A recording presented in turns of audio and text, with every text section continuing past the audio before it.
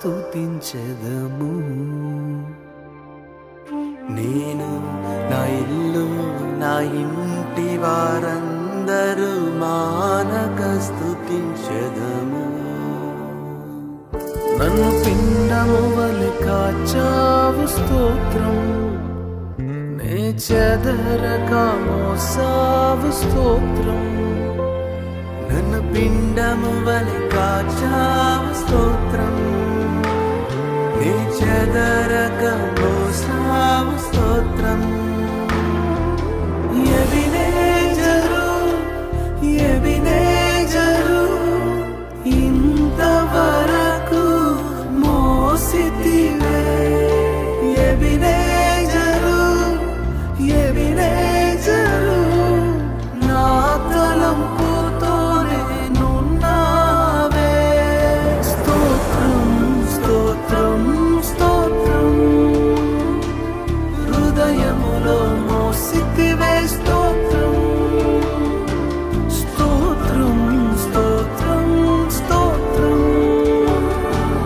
పిండము వలె మోసితివే. స్తోత్రం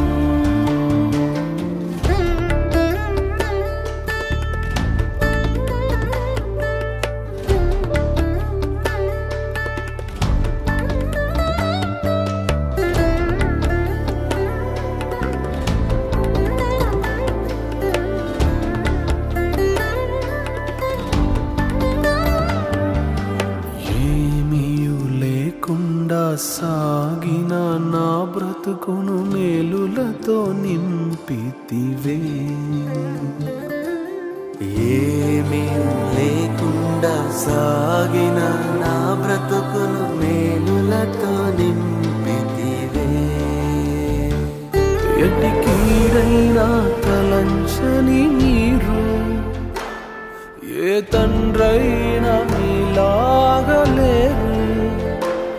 ఎటి కీడైనా తలంచని మీరు, ఏ తండ్రైనా మీలాగలేరు.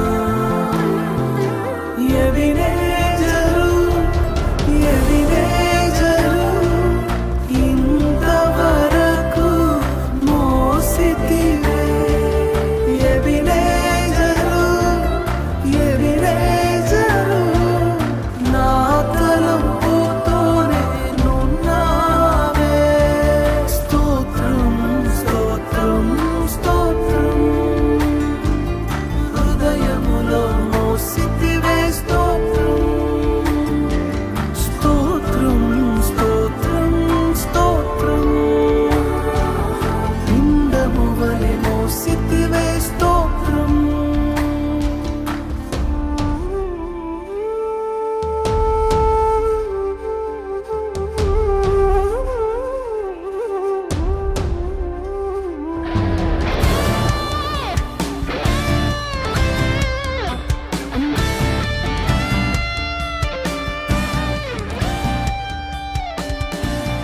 అనుదినము నా అవసరతలన్నీయు పొందితి నీ కరుణచే.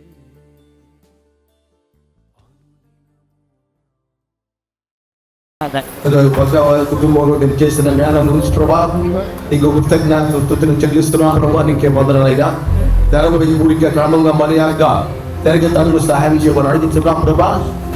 పాటల ద్వారా బాగా సందేశిస్తారు, మీరు తోడుకుని కూడా పొందుకోవాలి. పాటల పోయిన యేసుక్రీస్తు నామమును బట్టి స్తుతించి వేడుకొని ప్రార్థిస్తున్నాం తండ్రి. ఆమేన్. హల్లెలూయా. స్తోత్రం. హల్లెలూయా. స్తోత్రం. పరమోన్నత హల్లెలూయా. ప్రచేతు ఓ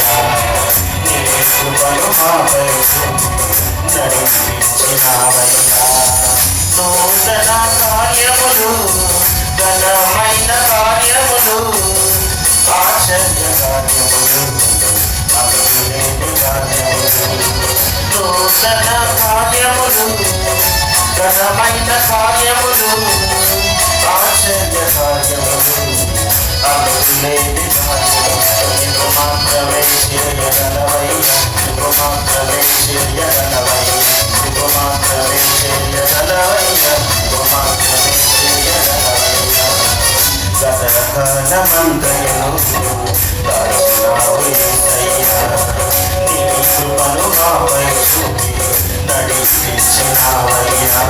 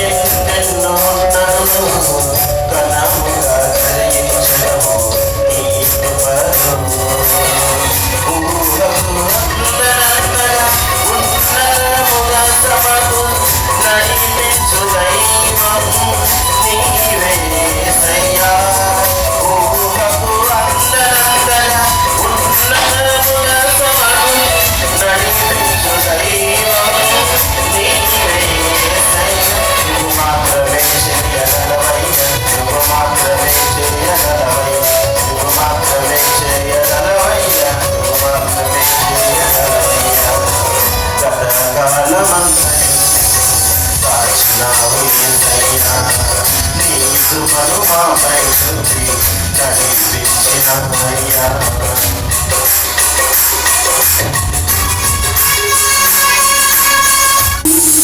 ప్రేమ ప్రేమ ప్రేమ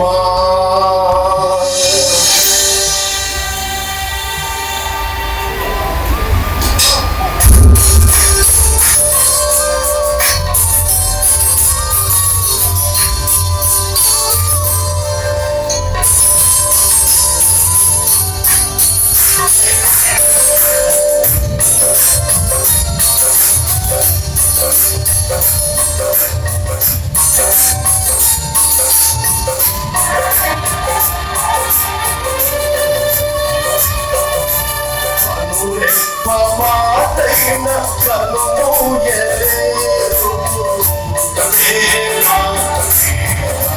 ప్రేమ నిరుపేద స్థితిలో నన్ను దాటిపోలేదు ప్రేమ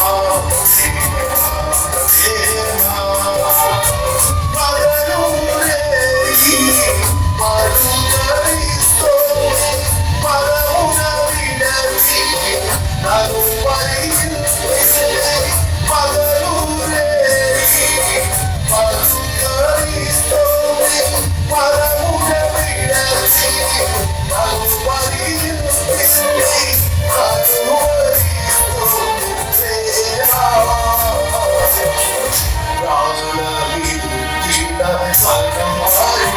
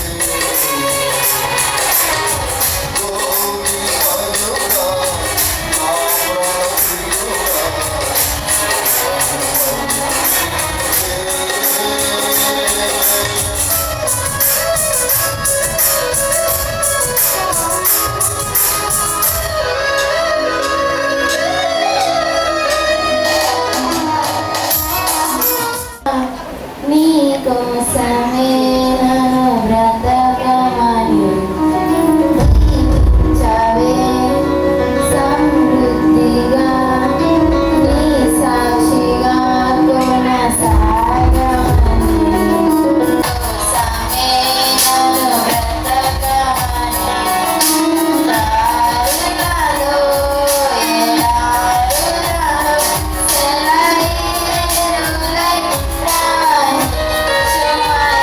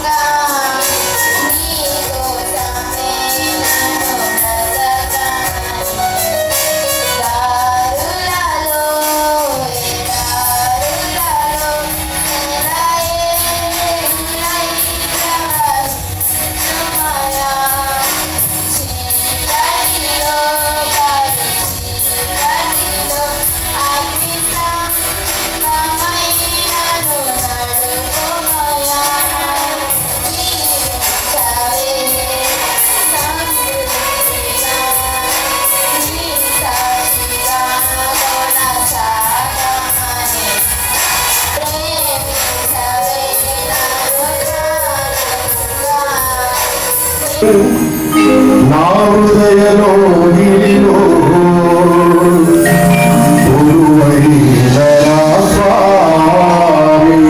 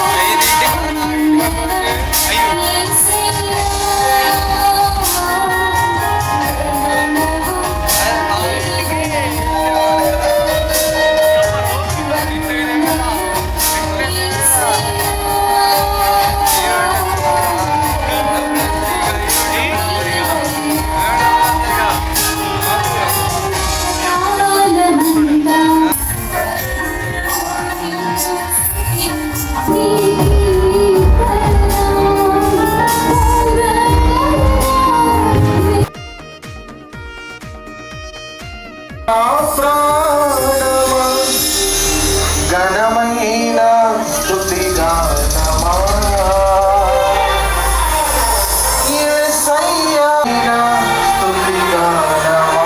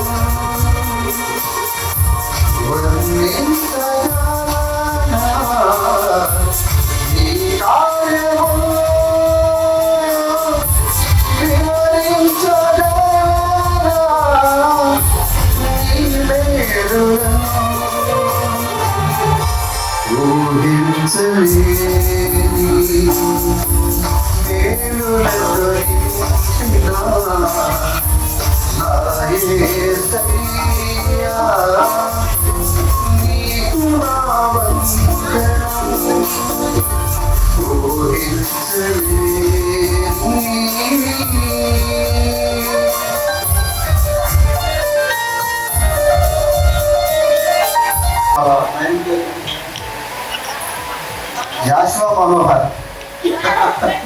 విశ్వాసులు మెస్సయ్య ప్రార్థన మందిరంలో మరి మన మధ్య 2 దైవ సేవకులు ఉన్నారు. మరి అందరూ మీ కళ్ళు చూస్తున్నారు, ఆకలేస్తుందని దయచేసి సమయానుకూలంగా మాట్లాడతారని భావిస్తున్నాను. మొదటిగా సునీల్ ఆహ్వానించిన ప్రియులు రోసయ్య గారి కుటుంబ సభ్యులకు హృదయపూర్వక వందనాలు తెలియజేస్తున్నాను. అదేవిధంగా మరి ఈ యొక్క వేదిక మీద అలంకరించబడిన ఈ వేదిక మీద చిరంజీవి జాషువా ఇరువురికి కూడా నూతన వస్త్రాలు బహుకరిస్తున్నారు కాబట్టి వారి ఇరువురికి శుభాలు తెలియజేస్తున్నా. గాడ్ బ్లెస్ యు నాన్న. ప్రభు సన్నిధిలో నాకు తెలిసి ఇంత చిన్న వయసులో లింగి కట్టడం అనేది సాహసంతో కూడిందే. సరే, ఏది ఏమైనా కుటుంబ సంతోషంలో మనం కూడా పాలుపోకలు పొందాలి కాబట్టి మరి వాటిని బట్టి ప్రభుని స్తుతిస్తూ దేవుని కనపరుస్తూ ఉన్నాను. అవకాశం ఇచ్చిన అధ్యక్షుల వారికి ప్రత్యేక వందనాలు. అదేవిధంగా ఈ సమయం మందు మరి ఈ యొక్క కుటుంబాన్ని ఆత్మీయంగా నడిపిస్తున్న సంఘకాపురైన గొప్ప దైవజనులు, యవన సేవకులు, అనేక ప్రాంతాల్లో విరివిగా వాడబడుతున్న సేవకులు ఈరోజు వారు 2 కార్యక్రమాలు చూసుకొని ఇక్కడ రావడం గొప్ప విషయం. దైవజనులు పాస్టర్ జాన్సన్ రాజు గారికి ప్రత్యేక వందనాలు. మరి ప్రభు కృపను బట్టి ఇలాంటి ఈవెంట్స్ ద్వారా అయినా ఒకరికొకరు ఎదురుపడటానికి దేవుడు కృప చూపించారు. మరి గత నెలలో కూడా కొంత కార్యక్రమంలో కలవడానికి దేవుడు కృప చూపించారు. మరి సమయాన్ని బట్టి ప్రభుని స్తుతిస్తూ అధ్యక్షులు సంబంధించిన మాట మన కొరకు సిద్ధపరిచారు. మరి తమ్ముడు విజయ్ ఈ యొక్క కుటుంబాన్ని పరిచయం చేయటం, పరిచర్యను ముందుకు కొనసాగించడానికి దేవుడు కృప చూపించారు. మరి బట్టి ప్రభుని స్తుతిస్తూ నా మాటలు ప్రభు సన్నిధిలో దేవుడు ఈ కుటుంబంలో చేస్తున్న ఈ శుభకార్యాన్ని బట్టి ప్రభుని స్తుతిస్తూ ఒక మాటను మనం జ్ఞాపకం చేస్తున్నాం. పరిశుద్ధ బైబిల్ గ్రంథంలో నుంచి మనము కీర్తన గ్రంథము 128వ కీర్తన 3వ వచనాన్ని మనం జ్ఞాపకం చేస్తున్నాం. కీర్తన గ్రంథము 128వ కీర్తన 3వ వచనాన్ని మనం జ్ఞాపకం చేస్తున్నాం. దేవుని యొక్క సన్నిధిలో కీర్తనకారుడు మాట్లాడుతున్నాడు. నీ లోగిట నీ భార్య ఫలించు ద్రాక్ష వలె ఉంటుంది, నీ భోజనపు బండ చుట్టూ నీ పిల్లలు ఒలీవ మొక్కల వలె ఉందురు. మిమ్మల్ని ఎక్కువ ఇబ్బంది పెట్టదలుచుకోలేదు. అందులో ఫంక్షను అది కూడా గట్టిగా చెప్పరు. ఇప్పుడు నైస్ పీస్ కాబట్టి చాలా జాగ్రత్తగా స్లోగా చెప్పాలి. అసలు గట్టి కూడా చెప్పతో కూడా మొత్తంగా పాటగా అద్భుతకరంగా పాడుతుంటే మీరు కూడా చాలా నేర్చుకుంటే నాకు అనిపించింది. సరే, ఏది ఏమైనా మీరు కాస్త కలకల్లాడుతున్నారు కాబట్టి ఆ కళ తగ్గకుండానే ప్రభు ముందు కొనసాగుదాం. ఎంత ఉన్నా ఏం చేసినా ప్రభుని స్తుతించడం మాత్రం మనం మర్చిపోకూడదు. 92వ కీర్తన 1వ వచనంలో యెహోవాను స్తుతించుట మంచిది. హల్లెలూయా. ఒకసారి చెప్పండి, హల్లెలూయా. ఇంకా చేతులు కూడా ఇదే బాగుండదు అనుకుంటున్నాను. బాగా పనిచేసి అనుకో భోజనం కూడా చక్కగా లోపలికి వెళ్తామన్నా. నువ్వే కుదురుకుపోతే గ్యాస్ అక్కడ పట్టేసిందన్నమాట. హల్లెలూయా. చదవబడిన లేఖన భాగం పట్టించిన ప్రార్థన. ప్రభువానికి వందనాలు. వాక్కు చేత మాతో మాట్లాడమని యేసు నామములో నడిపించున్నాము. దైవజనుడైన కీర్తనకారుడు ఈ కీర్తనలో సంబోధిస్తున్న విషయం ఏంటంటే, యెహోవా యందు భయభక్తులు కలిగి ఆయన త్రోవల యందు నడుచువాడని తగిలని, నిశ్చయంగా నీ చేతుల కష్టార్జితాలను అనుభవిస్తావని, నీవు ధన్యుడవు, నీకు మేలు కలుగునని రోసయ్య గారి దగ్గర నుంచి ప్రారంభించి ఆ యొక్క సతీమణి దగ్గరకు వచ్చి ఆ తర్వాత నీ లోకిత నీ భార్య ఫలించు ద్రాక్ష. ఫలించు ద్రాక్ష అనేది ఉదాహరణ ఏంటంటే జెసికా అండ్ జోషువా దగ్గర ఫలించారు, కుటుంబం ఫలించినప్పుడు ఆ కింద ఏమంటారంటే, నీ యొక్క భోజనము పనుల చుట్టూ నీ పిల్లలు ఎలా ఉంటారంట, ఒలీవ మొక్కల వలె ఉంటారు. మరి ఈ కార్యక్రమం అయిపోయిన తర్వాత ఏ పనుల దగ్గరికి వెళ్ళాలి మనం? ఏంటి నాకు చెప్తారట, భోజనం పనుల దగ్గరికి వెళ్ళాలిగా. ఇప్పుడు ఇంట్లో ఎంత పని చేసినా ఏ పనుల దగ్గరికి వెళ్ళాలి? ఓ పగలంతా బాగా కష్టపడిన సాయంత్రం ఎక్కడికి రావాలి? భోజనం పని లేకపోతే ఏ రోజు ముగించాలా? కొంతమంది అదే పనిగా పనిచేస్తారు అన్నది వేరే విషయం. ఎందుకంటే కరోనా వచ్చినప్పుడు డాక్టర్లు చెప్పారట, కమాండ్ 7 సార్లు జీవితం మొదలు పెట్టారు. అందుకని కొన్నిలు కూడా పగిలిపోయే సందర్భాలు కూడా ఉంటాయి. మళ్ళీ ఇప్పుడు తగ్గింది. దేవుడు మహాప్రభుని బట్టి భోజనపు పళ్ళ చుట్టూ నీ పిల్లలు ఒలీవ మొక్కల వలె ఉంటారు. ఈ రోజున మన పిల్లల్ని ఈ మొక్క చెప్తే వాళ్ళలో ఒక చిన్న కదలికి కనపడదా? అది ఈ అమ్మాయి అచ్చం హీరోయిన్ అనుకున్నా. హలో చూస్తున్నాడు అప్పుడే, నువ్వు అచ్చం హీరోలా ఉన్నామని చెప్పాను. ఏ దగ్గర నుంచి అక్కడ దాకా వచ్చింది ఏంటది? ఒక కదలిక. ఒలివ మొక్క అంటే కదలిక లేదు, ఒక అర్థం లేదు, మనకేం అర్థం కానప్పుడు ఏం చేద్దాం? నేను బైబిల్ కాలేజీలో చదివినప్పుడు మా ప్రిన్సిపల్ గారు భార్యకు ఇంగ్లీష్ ఫారినర్స్ వచ్చి వాళ్ళకి ఏదైనా అవసరమైతే వచ్చినప్పుడు ప్రిన్సిపల్ గారు మాట్లాడతారు కానీ ఆ మాట్లాడు. ఆయన అడిగాడు వేరే బాత్రూమ్ అని అడిగాడు. ఏమంటుంది? ఎస్ అని అర్థం కాదు. ఏం చేసింది? ఎస్ ఆయన చెప్పాడంట. వాళ్ళు ఏమడిగినారో నేనేమంట ఎస్ అని చెప్పాలంట. ఆయన అడుగుతున్నాడు వేరే బాత్రూమ్ అంటే బాత్రూమ్ ఎక్కడ ఉందండి? ఎస్ ఆయన 10 నిమిషాల తర్వాత ఎవరో స్టూడెంట్ వస్తే అప్పుడు చెప్పాను, సార్ గొంతు రైట్ సైడ్ అని. కాబట్టి బిడ్డలారా, ఒలీవ మొక్క గురించి బాగా క్లియర్గా దేవుడి వాక్యం మాట్లాడింది. కానీ మనకు అంత అర్థం కాకపోతే, వాక్యం ఎంత చదివినప్పుడు అర్థం కాకపోతే చదివి ఉపయోగం లేదు.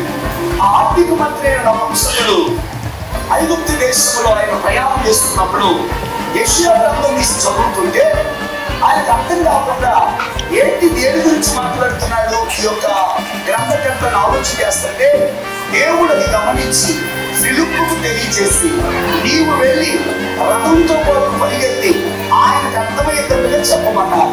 ఈరోజు ఒలివ మొక్క గురించి ఒక 2-3 సంగతులు చెప్పి అధ్యక్షుడిగా చెప్పినట్లుగా ఆకలి అవ్వకముందే ముగించాలని కోరుకుంటున్నాను. గట్టిగా స్తోత్రం చెప్పండి. హల్లెలూయా, హల్లెలూయా.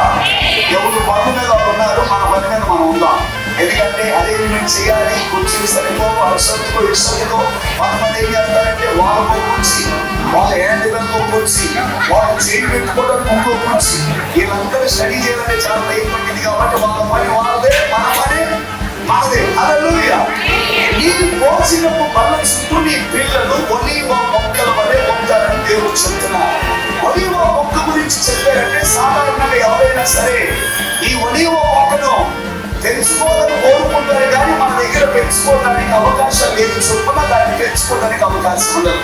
ఎందుకు దేవుడు పిల్లలను మాత్రమే ఒలీవ మొక్కతో పోల్చారంటే మొదటి మాట ఒక 2-3 విషయాలు చెప్తాను.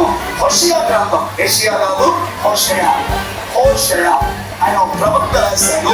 ఆ 4వ అధ్యాయం 6వ వచనాన్ని మనం జ్ఞాపకం చేసుకున్నట్లయితే అక్కడ రాయబడిన మాట, అతని కొమ్మలు విశాలంగా పెరుగును, ఒలీవ చెట్టుకున్నంత సౌందర్యం అతనికి కలుగును.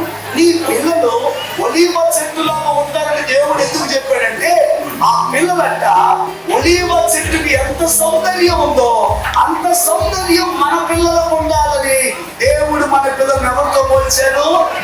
నువ్వు మురుసుకోవటం కాదు, పయ్య వరాల కొండ వజ్రాలు మూటలు వెండి నువ్వు అంటం కాదు. మన ప్రభు ఎప్పుడో చెప్పాడు, నా పిల్లలు నేను ఏర్పాటు చేసిన ఈ పిల్లలు ఒలీవ మొక్కల వలె సౌందర్యంగా, బహు చూడముచ్చటగా, సౌమ్యంగా ఉండాలని దేవుడు ఎప్పుడో కోరుకున్నా. అందుకే సులభిది అంటుంది, నేను నల్లని దానినైనను నేను ఎవరిని సౌందర్యవంతురాలను. సౌందర్యం అంటే పూసే పౌడర్ మీద, రాసే క్రీమ్ మీద, వేసే నగల మీద, తీసుకొచ్చే ఆభరణాల మీద, తీసుకొచ్చే వస్త్రాల మీద లేదు. కానీ సౌందర్యం అనేది మాటను బట్టి, గుణమును బట్టి, తలంపును బట్టి, ఆలోచన బట్టి, ప్రవర్తనను బట్టి దేవుడు ఒలీవ చెట్టుతో మన పిల్లలను పోల్చే. దేవుడి పిల్లలారా, పైకి చాలా స్మార్ట్ ఉంటారు చాలా మంది, అంతరంగం అంతా కుళ్ళు, పగ, అసూయ, ద్వేషం. నువ్వు చెప్తా పైకి కనపడినంత స్మార్ట్నెస్ లోపల కనపడితే చాలా మందికి. కానీ వాక్యం తెలియజేస్తుంది, ఒలీవ చెట్టుకున్నంత సౌందర్యం నేను నీకు కలుగు చేస్తా. ఈ సౌందర్యం పోవటానికి చాలా సార్లు ఇప్పుడు వాళ్ళ స్టేజ్ యవన దశ, ఈ యవన దశలోకి వచ్చినప్పుడు సౌందర్యంగా ఎదిగే క్రమంలో కొన్ని చెట్లకి కొన్ని కొమ్మలు అడ్డదిడ్డంగా పెరుగుతూ ఉంటాయి. అడ్డదిడ్డంగా పెరుగుతున్నప్పుడు ఈ తల్లిదండ్రులు చేయాల్సిన పని ఏంటంటే, మొదటిసారిగా చిన్న పిల్లలేగా తెలియదులే పాపన్నావా ఎలాగంటే ఈ సమయంలో ఈ సౌందర్యం తగ్గకుండా ఉండాలంటే ఆ తోటమాలి కత్తెర తీసుకొని అడ్డదిడ్డంగా పెరుగుతున్న కొమ్మల్ని కత్తిరిస్తాయంట. ఎందుకంటే అది బాగా కనపడాలి. చిన్నప్పుడు పిల్లలు ఏదో మాట వరుసకి తిట్టారనుకో అది బాగుంటుంది, కానీ పెద్దయినప్పుడు వాళ్ళ నోటి మాట బాగాలేదనుకో మన యొక్క సాక్ష్యం పోతుంది, మన ఇంటి పొరుగు పోతుంది. అందుకే ఒలీవ చెట్టుకున్నంత సౌందర్యం మన పిల్లలకు ఉండాలని దేవుడు కోరుకుంటున్నాడు. గట్టిగా స్తోత్రం చెప్తాం. హల్లెలూయా హల్లెలూయా. కొంతమంది మాట్లాడతారు, అమ్మ బాగా రెడీ అవుతారు. అమ్మ మీ నాన్నగారు ఉన్నారు, అమ్మ అన్నారా? ఎందుకు సొంతానికి టిప్ టాప్ రెడీ అవుతారు, మాట చూస్తేనేమో ఎందుకు ఏంటి బాగాలేదు కాలేదు. మాకు సంఘం ఉంది వినుకోటకి వెళ్ళి స్టార్టింగ్ వెళ్ళినప్పుడు అండి అటువైపు మరే పాపని పెడతావా అందోహం దానికి ముందు తోట పాస్టర్ గారు నీకు ఖాళీ ఉంటే మా ఇంటి దగ్గర ఏం పెట్టు, ఏమి లేదు మంచి లేదు మరి పాపని పెడతావా ఏదో ఒక సామాన్యమైన వ్యక్తిని అడిగినట్టు. అంటే వాళ్ళు ఇంకా ఆ కల్చర్ నుంచి బయటికి రాలేదు, ఆ కాలం చదువుకోలేదు కాబట్టి ఇప్పుడు కొంతమంది బయటికి బాగానే కనిపిస్తారు కానీ మాట, కొంతమందికి మర్యాద. అమ్మా నాన్నగారు ఉన్నారంటే లేవా అంటే చేసిగా అనలేదు కదా. రాగానే వందనాలు చెప్పింది మా ఇద్దరికి, చాలా సంతోషం. మొదటిసారి చూస్తున్నా కూడా రెస్పెక్ట్ అనండి. ఒకసారి ఫలింపు అనండి, ఒకసారి ఫలించాలి. ఫలింపు మన మాటలో ఫలింపు, చదువులో ఫలింపు. ఏం చదువుతున్నారా? 9th 10th స్టేజ్ అదే అనుకుంటున్నా. 6th right, very good. హల్లెలూయా. 9th 6th వచ్చారు. ఇప్పుడు 9th తర్వాత ఏంటమ్మా? 9th తర్వాత ఎక్కడికి వెళ్తారు? 10th. ఆ తర్వాత 6th తర్వాత ఫలింపు. ఫలింపు ఎదగటం, రిజల్ట్ రావటం, ఫలింపు రావటం, ఫలించాలి. మాకు తెలిసిన మా చర్చిలో ఒక అబ్బాయి సుమారుగా 7వ క్లాసు 3 సార్లు చదివాడు. ఎన్నిసార్లు? 10వ క్లాసు కాబట్టి 7th క్లాసు 3 సార్లు చదివాడు. వాళ్ళ అమ్మని అడిగాడు, అమ్మా ఏంటి అబ్బాయి 3 సంవత్సరాల నుంచి 7వ క్లాస్ ఏంటమ్మా అంటే, అందరి ముందు మాకు పొలం పోయితే అనుకున్నాము. పొలము చెప్పిన మాట ఏంటంటే, మా ఊడు పొనాది గట్టిగేసుకున్నాడు పాస్టర్ గారు. నేను పోసినప్పు బల్ల చుట్టూ ఒలీవ మొక్కల వల్ల ఉంటారంటే వారు చూడటానికే కాదు, వారు ఫలిస్తారు. క్లాసు వెంబడి క్లాసు 10th క్లాస్ అయిపోతే ఇక కొంతమంది పిల్లలు నా వల్ల కాదే చదవం, నా వల్ల కాదు, ప్లీజ్ నాకు వదిలేసి మరి ఏం చేస్తారా? ఈయన ఎర్రటి ఎండలో కష్టపడి ఆ కష్టం తెలుసు కాబట్టి ఆ కష్టం నా పిల్లలు పడగొట్టడానికి ఎంత జాగ్రత్తగా పద్యములాడతారు. వీళ్ళందరూ ఫలించాలి, మన పిల్లలు ఫలించాలి. అలాగే బిడ్డలిద్దరు కూడా యేసయ్యలో ఫలించాలి, వాక్యంలో ఫలించాలి, సన్నిధిలో ఫలించాలి, ప్రవర్తనలో ఫలించాలి, తల్లిదండ్రుల విషయాల్లో ఫలించాలి, విధేయతలో ఫలించాలి. ఇప్పుడు ఇక 12 సంవత్సరాల తల్లిదండ్రుల సంరక్షణలో చెయ్యి పట్టుకునేవాళ్ళు, కాలు పట్టుకునేవాళ్ళు వాళ్ళ వెనకాలే వస్తారు. 13వ సంవత్సరం రాగానే నా చేయగలే నేను నీ చేయి పట్టుకుంటా. తల్లి మన చేయి పట్టుకోవడం వేరు, మనం తల్లి చేయి పట్టుకోవడం వేరు. మంచి తల్లి పట్టుకుందనుకో ఆ చట్నీ అయిపోయిందాక చేయి వదిలిపెట్టదు. అదే మనం ఆమె చేయి పట్టుకున్నాం అనుకో కావలసినప్పుడు కొట్టుకోవచ్చు, వద్దనుకున్నప్పుడు వదిలేయచ్చు. ఇక 2-3 సంవత్సరాలు బాగుంది పట్టాలి అందరి ముందు ముందు కూడా ఇంటికి వస్తారు. సెలక్షన్ పోతా ఉంటాయి. ఆ ఎండగా అయిపోయచ్చు. గుణం ఏంటంటే అది ఫలించింది. అందుకే దేవుడు కూడా ఒలీవను కోరుకున్నాడు. భక్తులు ఎందరో దేవుని మధ్యలో ఉండేటప్పుడు నేను ఒలీవ చెట్టులాగా నిత్యముని సన్నిధిలో ఉండాలని నేను కోరుకుంటాను. చెప్పొచ్చా? అయితే మీటింగ్, చెట్లు కూడా పెట్టిన మీటింగ్. ఆ చెట్లు మీటింగ్ ఎజెండా ఏంటంటే పోలీసు వాళ్ళకి మనకు రాజు ఎవరు మనకు రాజుగా ఏమో ఆ రాజునే కానీ ఆ యొక్క నాయకత్వాన్ని కోరుకుంటున్నారు. పక్షులకు రాసున్నారు, జంతువులకు రాసున్నారు, మనుషులకు రాసున్నారు. కానీ ఇంట్లో ఎవరు రాజు వాళ్ళే కదా. బయటకు వచ్చినప్పుడు ఒక నాయకత్వం మనం నడవాలి. అదేవిధంగా వీళ్ళ ఎజెండా ఏంటంటే మనం ఎలక్షన్ పెట్టుకున్నాం, ఈ ఎలక్షన్ లో మనకు ఒక రాజు ఒకటి కావాలి, నాకు ఎవరు రాజుగా ఉంటారో బాగుంటారని చెప్పి చెట్లన్నీ కలిసి మీటింగ్ వేసుకొని బాగా ఉన్నతంగా ఔన్నత్యమైన దశలో ఉన్న ఒలీవ చెట్టు దగ్గరికి అడిగినాక, ఓ ఒలీవ చెట్టు, నువ్వు మాకు రాజుగా ఉంటావా, నువ్వు మాకు నాయకత్వం వహిస్తావా? అప్పుడు ఎవరైనా మన దగ్గరికి వచ్చి, అమ్మా ఈ ఏరియాకి మీరు ఎమ్మెల్యేగా చేస్తారా, ఖచ్చితంగా మాది అంటే ఏం చెబుతాం, వస్తే నాకు సీన్ ఉందా, 10 నిమిషాలు ఉంటుంది పెట్టో లక్షలాంటి ఒక పరిస్థితి ఉన్నా లేకపోయినా ఖర్చు మాదంటే ఇక దూకుతా ఉంటాడు. ఒలివ చెట్టు అంటుంది ఎవరు మాట్లాడుతుందంటే దేవునికి మానవులకు దేవుని వలన ఏ నవ్వులైతే సన్మానిస్తారో, దేని వలన నవ్వులు నన్ను సన్మానిస్తారో ఆ ధైర్యము నీ యొక్క వారి నీ మీద అటు ఇటు ఊరటానికి నేను వచ్చేదనా. ఇప్పుడు ఒలివ చెట్టు అంటుంది, ఇప్పుడు నాకంటూ ఒక పని ఉంది. I have responsibility, I have one duty, నాకు ఒక బాధ్యత ఉంది, నాకు ఒక స్థితి ఉంది, నాకు ఒక పని ఉంది. ఆ పని వదిలేసి అటు ఇటు, ఇప్పుడు మనం ప్రాంతంలో ఉన్నాం కాబట్టి అటు ఇటు ఉద్యోగం మనకు కనపడదు. పక్కనండి నా నాయకత్వాన్ని నేను పిలిస్తే ఇద్దరు వచ్చారు, వీళ్ళిద్దరు వచ్చి నీకు అర్థం కాదని చెప్తున్నా. నా నాయకత్వం కోరి నా పేరేంటి మొదలు చెప్పు. ఇప్పుడు నేను ఈ ఊరేది అనుకో, ఏం పుచ్చుకుంటే అయ్యారు సంవత్సరం.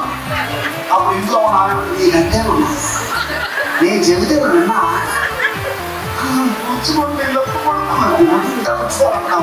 ఆ మాత్రం లేదు. సరే పట్టాన నాయకులు పుచ్చుకునేటప్పుడు కూడా ఉన్నది కదా అంటే ఈయన అంటాడు. మళ్ళీ నేను ఇప్పుడు ఏం చేశాను కాదు రాగానే మళ్ళీ ఇంటి ఊరికా ఏం పుచ్చుకున్నాయి. ఇప్పుడు లేవులే ఉంటే ముందు మీద పడతారా. ముళ్ళ చెట్టులాగే ఉన్నారు చాలా మంది రోజులు. ఎందుకంటే వాళ్ళు చేయాల్సిన పని చేయకుండా వేరే పనులు ఏడు పెట్టడం వల్ల అనేక మందికి తల్లిదండ్రులకి పిల్లలు ఒక ముళ్ళ చెట్టులాగే కనిపిస్తున్నారు. ఈరోజు ప్రభు మనతో మాట్లాడుతున్నాడు. మన పిల్లలను ఒలీవ చెట్లు వల్ల పెంచడం దాకా ప్రార్థన చేద్దామా? కళ్ళు వచ్చి నీ కృపను బట్టి నేను స్తుతిస్తున్నాను. ఇంతవరకు నీ బిడ్డలు ప్రభు ఒక ఒలీవ మొక్కల వల్ల నువ్వు నడిపిస్తున్న విధానం బట్టి నీ స్తోత్రాలు చెల్లిస్తున్నాను ప్రభు. ఒక చిన్న ప్రార్థన చేయండి, మీ కుడి చేయి పైకెత్తి తదుపరి దైవజనులు మరి యొక్క కొన్ని మాటలు చేత కుటుంబాన్ని బలపరచడానికి మాట్లాడబోతున్నా. ప్రతి వాక్యంలో జీవం ఉంది. ఆ జీవం మనలో పనిచేస్తున్నప్పుడు ప్రతి అడ్డు తీగలన్నీ కూడా కత్తిరిస్తాడు దేవుడు. కాబట్టి ఈ రోజు ఎదుగుతున్న ఈ బిడ్డల జీవితంలో దేవుడు తన కార్యం జరిగించినట్టుగా ప్రార్థన కోరుకుందా మనమందరూ కూడా ప్రార్థన చేద్దాం. ప్రభు తట్టు చూద్దాం. ప్రభు సహాయం కొరకు మనం వేడుకుందాం. ప్రాణహితులే నన్ను విడచి వెలిగనను చేయగా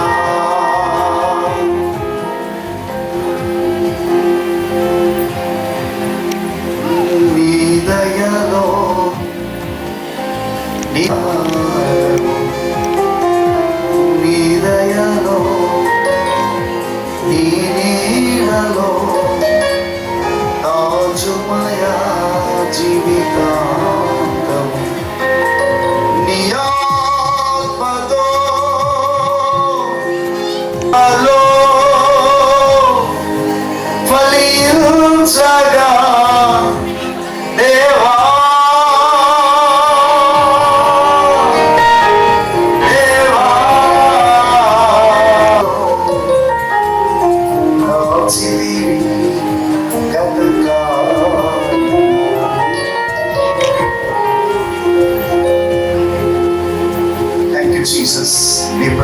నీ యొక్క ఆత్మను బట్టి నేను స్తుతిస్తున్నాం.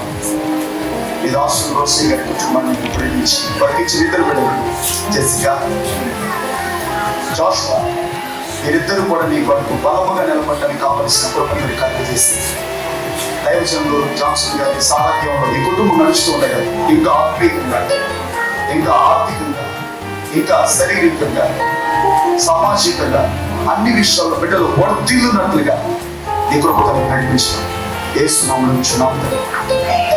అవకాశం ఇచ్చిన మరి బొజ్జావారి నూతన వస్త్రధారణ వేదికలో మీరందరూ అనుమతించి రోసయ్య లీలాలను దేవుడు ప్రేమించి వారికి ఇచ్చిన జెస్సిగా జాషువా వరకు దేవుడు ఈ దినము వారి జీవితాల్లో బాల్యము నుండి యవన ప్రాయంలోకి నడిపిస్తూ ఉండగా మరి ఘనమైన కార్యక్రమాన్ని జరిగిస్తూ ఉండగా మరి ఇంతవరకు చక్కటి వర్తమానాన్ని దైవజనులు సునీల్ కుమార్ గారు మరి బిడ్డలను ఉద్దేశించి మరి బిడ్డలకు కాదు కానీ తల్లిదండ్రులకు ఈ వాక్యాన్ని అందించారు. ఎందుకంటే వారు ఇప్పుడు బాల్యంలో ఉన్నారు. వారు మనకి చెప్పేవి ఇప్పుడు మనం చెప్పే వాళ్ళకి ఎంతో ఎగుతి అంటారా అలా కూర్చోబెట్టిన పేరుకు ఈ కార్యక్రమం వారలే కానీ దైవజనులుగా మేము చెప్పే మాటలని తల్లిదండ్రులైన మీకు మీ పిల్లలు ఇలా పెంచుకుంటే నా దేవుడు దీవిస్తాడు, మీ పిల్లలు ఇలా పెరగగలిగితే దేవుడు ఆశీర్వదిస్తాడు అని మీ జీవితాల్లో మీ కుటుంబాల్లో దేవుడు కార్యాలు చేయాలి అంటే మీ బిడ్డలు ఆశీర్వాదకరంగా ఉండడానికి మీరు మార్గాల్లో నడవచ్చినములో మనం చూడగలిగినట్లయితే ఇక్కడ ఇద్దరు గురించి మాట్లాడుతూ ఉంటారు. కీర్తనకారులు ఏమంటాడంటే మా కుమారులు తమ యవన కాలమందు ఎదిగిన మొక్కల వలె ఉన్నారు, మా కుమార్తెలు నలుగురై చెక్కబడిన మూల కమ్మాల వలె ఉన్నారు అంటారు. ఇక్కడ చూడండి, కుమారులు ఎలా ఉన్నారంటే ఎదిగిన మొక్కల వలె ఉన్నారు అంటున్నారు. ఇక్కడ కుమార్తెలు కూడా మూల కంబాలుగా ఉన్నారు అని రాస్తా ఉన్నారు. అంటే ఉన్నారు అంటే వాళ్ళు ఆల్రెడీ ప్రిపేర్డ్, వాళ్ళు సిద్ధపడి ఉన్నారు. అంటే దీని అర్థం ఏమిటంటే పిల్లలు ఎదిగిన మొక్కల వలె ఉండాలి అంటే, వారు మూల కంబాలుగా ఉండాలి అంటే పిల్లలు కాదు కానీ వారి తల్లిదండ్రులు ఆ స్థితిలోకి రావాలి. అర్థమవుతుందా? అర్థమైందా మాట? పిల్లలు ఎదిగిన మొక్కల వల్ల కొంతమందిని చూడండి, పెద్దవాళ్ళైనా శరీరం పెరుగుతుంది కానీ వీడు గాడిదలా ఉన్నాడా, వీడు మనిషి పెరిగాడు కానీ బుర్ర పెరగలేదంట. ఎందుకు? సరే, వాళ్ళు మనుషులు పెరుగుతారు కానీ వారి జీవితాల్లో కొన్ని పరిస్థితులు మార్పు చెందవు. అందుకని అటువంటి వారిని ఏమంటే మనిషిగా అయితే వీడు పెరిగాడు కానీ పేరుకు వీడు ఎదిగాడు కానీ వీడు బుర్ర పెరగలేదంటారు. అలాంటి వారిగా మనం ఉండకూడదు. మన పిల్లలు దేవునిలో ఎదిగారు కాబట్టి వాగ్దాన పుత్రుడైన ఇస్సాకును కనగలిగారు. ఇస్సాకు ఎదిగిన వాడిగా ఎలా ఉన్నాడు అని మనం చూస్తే, వివాహ వయసు వచ్చినప్పుడు ఆ ఇస్సాకట రిబ్కాను తీసుకొస్తూ ఉండగా పొలములో ధ్యానిస్తా ఉన్నాడు. అతని కుర్రోడ్లాగా రోడ్డు మీద తిరగట్లేదు. అతని కుర్రోడ్లాగా ఇందాక పాస్టర్ గారు చెప్పినప్పుడు మాట తీరు అన్నాడు. ఏమంటే కుర్రోళ్ళు ఇక్కడ చాలా మంది మన పిల్లలు ఉన్నారు. నేను కొంతమంది పిల్లలు ఈ మధ్యలో సరి చేయాలని ఆశిస్తా ఉన్నా. మన సంఘంలోనే కొంతమంది పిల్లలు గాలి పిల్లలా తయారు. అసలు వాళ్ళ మాట, వాళ్ళ పద్ధతి ఒక చోట కూర్చోట్లా. వాళ్ళ పని చూస్తుంటే నేను రాత్రి నాకు మరి ఆదం గారు వాళ్ళ దగ్గర కంప్లైంట్ జవడో పిల్లడట షర్టు పోలీస్ గిరా తిరుగుతున్నాడు. అది సీసీ కెమెరాలో పడింది. నా ఫోన్ చేశాడు. ఎవరు ఎందుకు ఇలా జరిగిందంటే, నేనంటాను పిల్లలు చెడిపోవడానికి ముఖ్యమైన కారణం తల్లిదండ్రులే. తల్లిదండ్రులు సరైన పద్ధతిలో పిల్లలు పెంచకపోతే వాడు అమ్మ నీ అమ్మ ఇంకేడన్నా అంటాడు. మన బంగారాల వీడియో తెలిసిన మాటలే కదా. మా దగ్గర పచ్చి గాలి మాట్లాడే పాస్టర్ గారు మా ఏరియాలన్నీ ఏమండి పక్కా పాస్ అన్నమాట. ఏమండి ఎట్లా మాట్లాడుతున్నారు? కారణం ఏంటి? ఎలా పెంచావు? కానీ ఇస్సాకు అలా పెరగలేదు. ఇస్సాకు పొలంలో ధ్యానిస్తూ ఉన్నాడు. ఏమండి యవన ప్రాయంలో యవన పిల్లలు ఎక్కడ ఉంటారు? సినిమాలు కాడా, లేకపోతే ఆ రాయలు కాడా, అక్కడ ఇక్కడ ఉండే పరిస్థితిలో ఇస్సాకు ఎక్కడ ఉన్నాడు? పొలములో ధ్యానిస్తున్నాడు. కారణం తన తల్లిదండ్రులైన అబ్రహాము, ఇస్సాకు వారు ఎదిగారు. వాళ్ళ పిల్లలు కూడా చక్కగా దేవునిలో ఎదిగేటట్టు చేశారు. మరి రోసయ్య లీలాలు కూడా ఇద్దరు ప్రతి ఆదివారం దేవాలయానికి వస్తారు, దేవుని సన్నిధిలో పరిచయం చేస్తారు. నాకు తెలిసి వీళ్ళు కూడా చేస్తారన్న పరిచయం ఎక్కువ. వాళ్ళ అమ్మ మరి అక్కడ వాళ్ళు పనిచేసే టీం అక్కడ ఉంటారు. కొంతమంది ఉంటారు, అందరూ ఉంటారు. మా సంఘంలో ఇక్కడ చాలా మంది ఉన్నారు. పనిచేసే టీములు చాలా తక్కువ మంది. రతనాలు చేయమనండి, చాలా మంది రతనాలు చేస్తారు. పని చేసే వాళ్ళలో మరి అమ్మాయి లీల చక్కగా దేవుని పరిచర్య చేస్తా, మరి ఆదివారం పూట మరి కుటుంబ సమేతంగా దేవుని సన్నిధిలోకి వచ్చే ఒక మంచి భక్తి కలిగిన కుటుంబం. నేను అంటాను, దేవుడు వారిని రాబోతున్న దినాల్లో వారి బిడ్డలు ఎదిగిన మొక్కల వలె, ఒక మూల కంబాల వలె దేవుడు వారిని ఉంచును గాక. కొట్టని గట్టిగా చెప్పట్లో. కనుక మన పిల్లలను దేవునిలో పెంచుకోవటం నేర్చుకోవాలి. అందుకని బైబిల్ గ్రంథంలో తిమోతిని గురించి ఏమని చెప్పబడుతుందో తెలుసా? తిమోతి, నీలో ఉన్న విశ్వాసం మొదట నీ అవ్వయైన లోయలోను, నీ తల్లి అయిన యునీకులోను వసించినది. వారిలో ఉంది కాబట్టి తిమోతిలో వచ్చింది. అంటే తల్లిదండ్రుల్లో ఉంది కాబట్టి మరి తల్లి అక్కడ ఏమని రాయబడుతుంది? యునీకే మరి అవ్వ అని రాయబడుతుంది. మరి వీరి అవ్వ ఎవరు చెప్పండి? మీ నాయన ఎవరు? బాబావరాని. మరి ఆమె కూడా దేవాలయం పక్కనే ఉంటా. మరి దేవుని పరిచర్లో, దేవుని సన్నిధిలో మరి బిడ్డలను, వారి కుమారులను, ఇద్దరు కుమారులను, కుమార్తెను, మరి మనవ సంతానం అందరినీ దేవునిలోకి నడిపించింది. మరి వారి విశ్వాసం ఈ కుటుంబంలో మరి నేను తప్పగా ఉంటుందని ప్రగాఢంగా నేను చెప్పగలుగుతాను.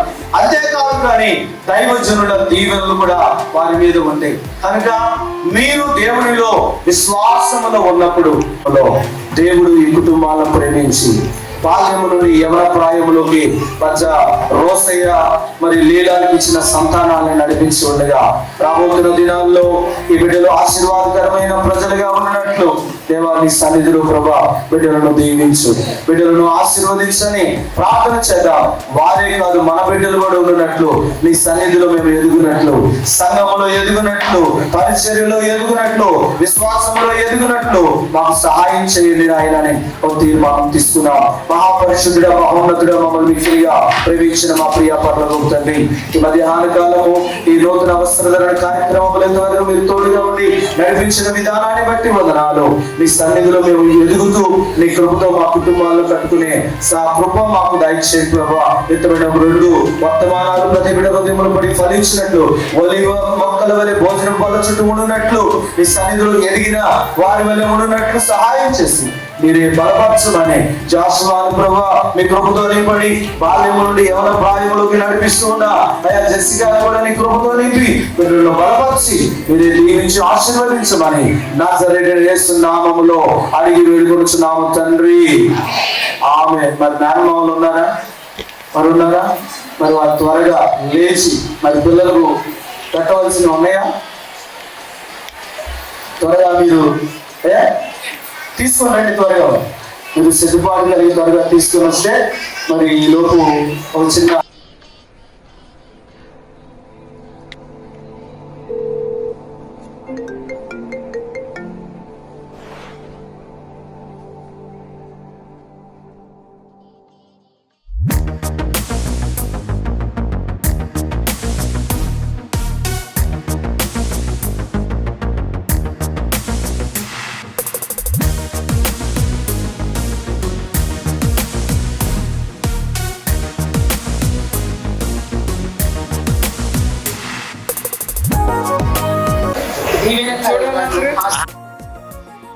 ఆప్తులను స్నేహితులందరినీ దీవించండి. వాక్యం చేత మీరు బిడ్డలతో మాట్లాడారు. వింటబడిన మాటలు ప్రతి హృదయంలో ముద్రించి వాక్యానుసారంగా రాకడకు సిద్ధపరచమని ప్రార్థిస్తున్నాం. చిన్న బిడ్డలను యవన బిడ్డలుగా తీర్చిదిద్దండి. యవనులు వాక్యం చేత వారి జీవితాలను సరి చేసుకోగలటకు కావలసిన ఆత్మదేవుడికి తోడే నడిపించి నూతనముగా మరి బాల్యము నుండి యవనములోకి నడిపించబడిన బిడ్డలకు బొజ్జా కుటుంబాలకు ఆత్మదేవుడు కృపాక్షేమాలతో నింపి నడిపించి ఆశీర్వదించి స్థిరపరచును కాక. ఆమేన్. మరి అందరికీ మరి పాస్ అయ్యా ఓట్ ఆఫ్ థ్యాంక్స్.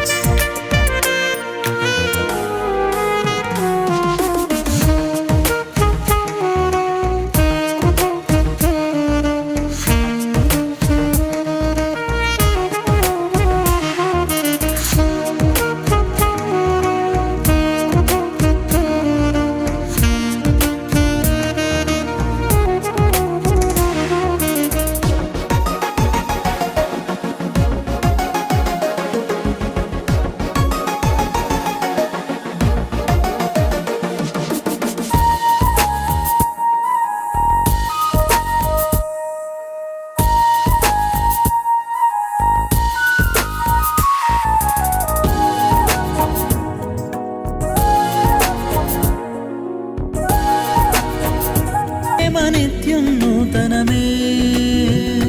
దినములు గడచిన సంవత్సరాలెన్ని దొర్లినా నా ఎడ నీదు ప్రేమ నిత్యం నూతనమే. పాతవి గతించిపోవును, సమస్తం నూతనమగును. నీలో ఉత్సహించుచు నీకై ఎదురు చూతును. నూతన పరచము దేవా, నీ కార్యములు నా ఎడల. నూతన పరచము దేవా, నీ కార్యములు నా ఎడల.